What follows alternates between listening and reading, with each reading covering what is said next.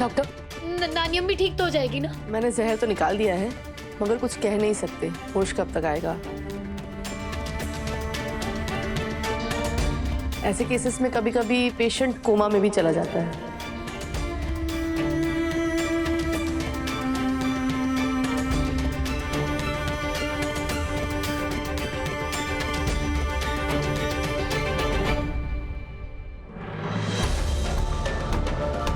नहीं नहीं नहीं, ऐसा नहीं हो सकता। मेरी नानी अम्मी के साथ ऐसा नहीं होगा।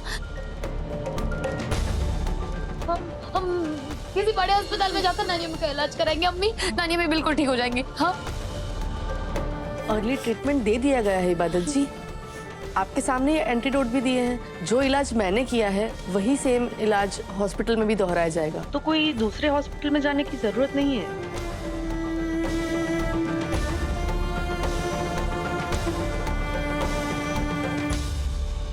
कुछ देर इंतजार कीजिए, ऊपर वाले पे भरोसा रखिए। भगवान ने चाहा तो कुछ नहीं होगा और होश भी जल्दी आ जाएगा।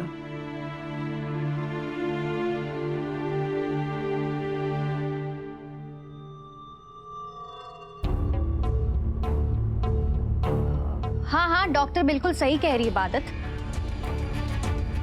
देखो, सारा जहर तो निकाल दिया गया और ये घर पर रहेगी तो इनकी और अच्छे से देखभाल होगी, तो इनका यहीं रहना बेहतर है। और फिर मैं भी तो हूँ, अगर डॉक्टर की जरूरत पड़ेगी तो हम बुला लेंगे।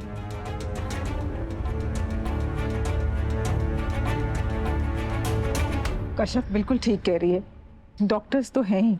अम्मी अगर घर पर रहेंगी तो हम इनकी देखभाल भी अच्छे से कर सकते हैं और ये जल्दी ठीक भी हो जाएंगी।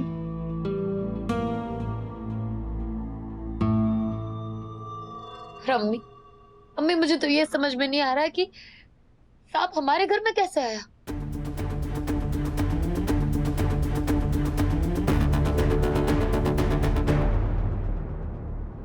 मैं लेकर आई थी मेरी बेटी तेरी दादी अम्मी का खात्मा करने, मगर बच गई कमबख्त। मगर अच्छा ही है कि ये घर पर रहे, तो इसका खेल हमेशा के लिए खत्म करने का मौका मुझे आसानी से मिल जाएगा। फॉरेस्ट डिपार्टमेंट वाले सांप को पकड़ कर ले गए हैं।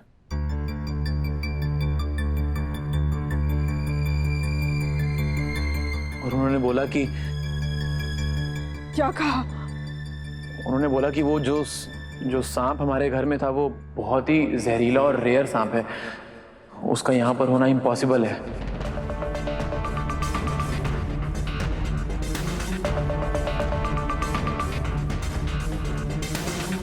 उन लोगों को भी विश्वास नहीं हो रहा कि ऐसा सांप यहाँ पर पाया गया।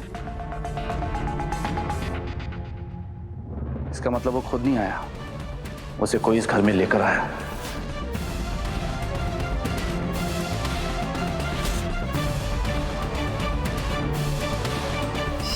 ये भला कौन ला सकता है? ये तो पता लगाना पड़ेगा तो हमें। ये भला किसकी चाल हो सकती है?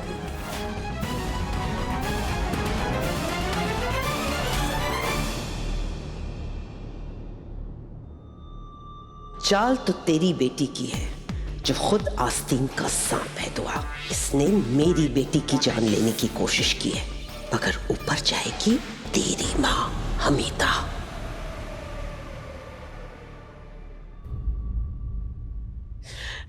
क्या हो गया अल्लाह मियां?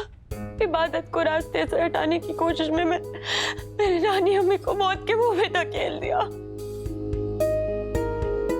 मुझे माफ कर दीजिए अल्लाह मियां, मुझे माफ कर दीजिए। मैं अपने किए पे बहुत शर्मिंदा हूँ, मुझे माफ कर दीजिए।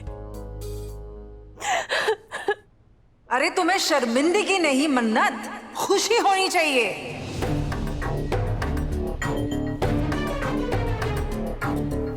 रूहान की अम्मी बिल्कुल सही कह रही हैं मन्नत बेटा। भूलो मत कि खाला जान हमारे रास्ते की सबसे बड़ी रुकावट थी।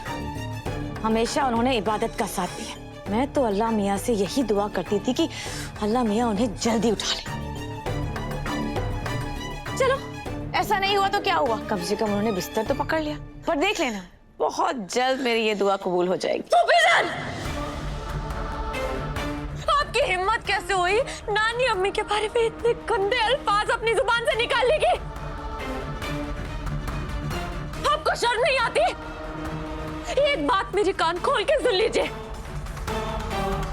अगर आप दोनों में से किसी ने दोबारा ऐसी कोई गिरी हुई बात की ना, तो आप दोनों अस्पताल में दिखाई देंगे। अरे इतना भड़क क्यों रही हूँ? मैंने तो बस ऐसे ही कह दिया था। मैं तो चाहती थी कि वो इबादत। बस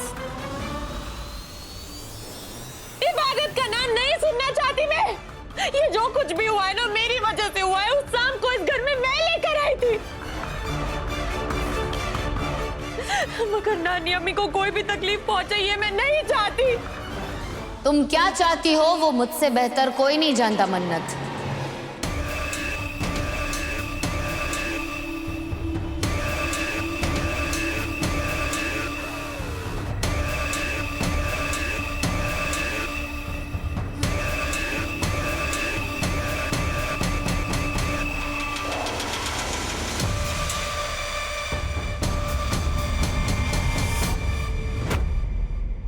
तुम्हें क्या लगा तुम चेहरे पे चेहरा लगा कर रखोगे और कोई तुम्हें पहचान नहीं पाएगा? अब तुम ये ढोंग नहीं कर पाओगी। तुम्हारी हकीकत मैं सबको बताऊंगी।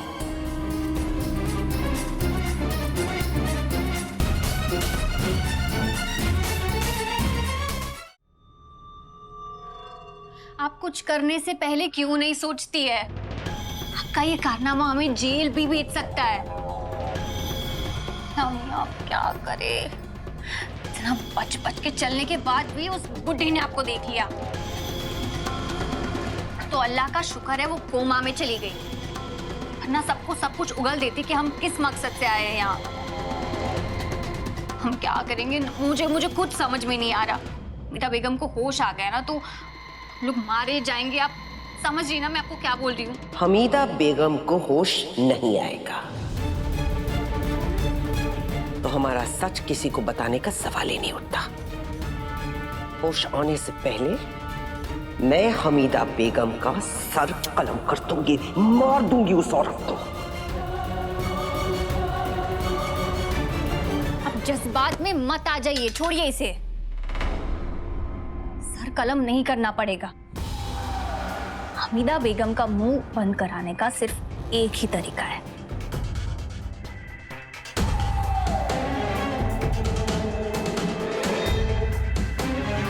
ये लिक्विड हमीदा बेगम को होश में आने ही नहीं देगा।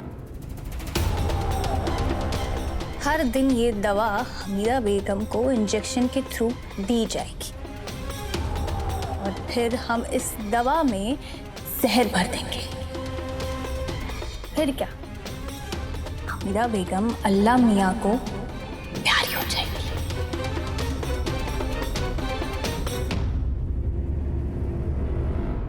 शाबाश कशफ, अब मुझे हमीदा का कोई डर नहीं है। उसे ऐसी मौत देंगे कि मरने के बाद भी हमीदा बेगम को चैन नसीब नहीं होगा।